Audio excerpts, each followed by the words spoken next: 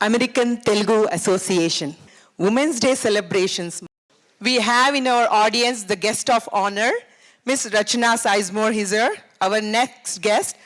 She is a Fairfax Public School Board at Large member. Diverse culture. So I'm really proud to be here, and I'm hoping to be a role model for our children and our youth coming through just in the same way that many women were role models for me.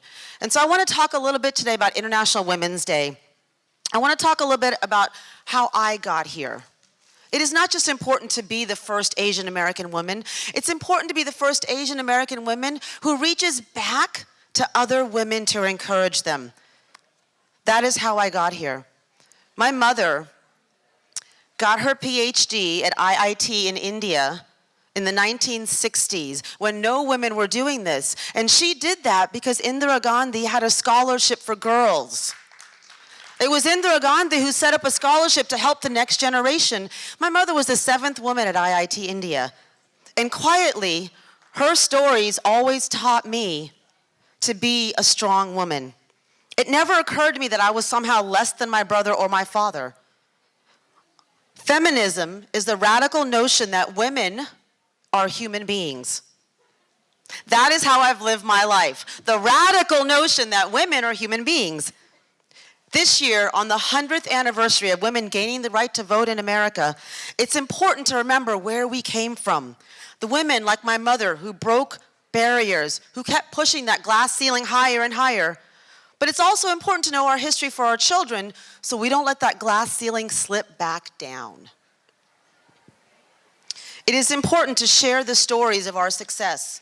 Whether my mother, the 7th woman at IIT, or me here as the first Asian American woman elected, it is important to reach out for other women. I myself was encouraged to run by Delegate Eileen Filler-Corn, who is now the first ever woman majority speaker of the Virginia House Assembly. I would not be here if she hadn't reached back to me and said, "We need representation from your community, will you do it?"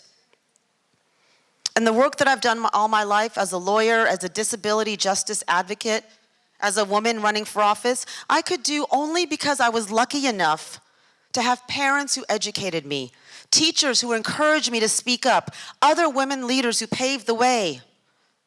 So I have a recognition now that I have a duty to use my privilege to pay it forward, to represent all of us. And that is what we all need to do. We women, and I dare say you men, need to work to empower other women, to educate other women. It is not just a women's rights issue, it's a human rights issue. We are here to help women stand up for themselves till we no longer need the voice of others, but rather we can use all of our voices collectively, together, to make the world a better place for everyone. I want to leave you with one last thought. Recently, 2 of my good friends had a baby, a young boy, a little boy. When she was pregnant, I gave them a book. It was called Good Night Stories for Rebel Girls. It was a storybook about strong women through history. But there was one thing about this book that really bothered me. And I know it's odd to say a book about strong women bothered me, but here's what bothered me about this book. It was the title, Stories for Rebel Girls. I realized at this time that a lot of books about strong women were marketed to girls. But we cannot empower women in a vacuum.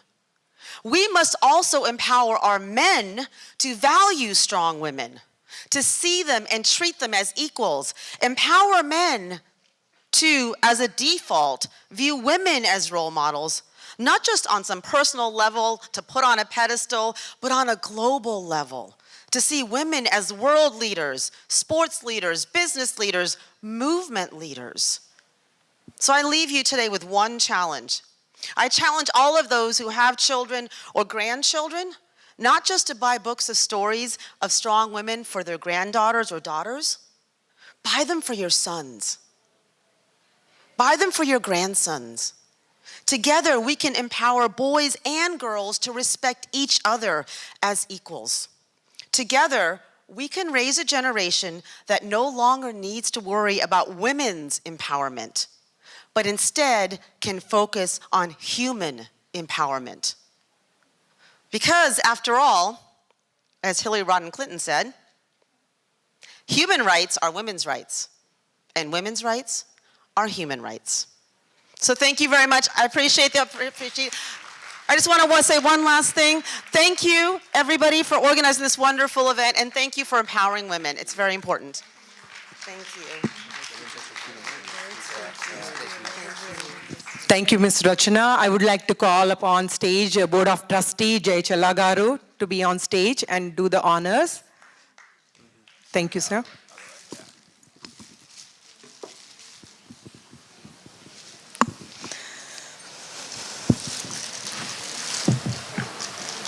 She recently celebrated her birthday, so happy birthday to you, ma'am.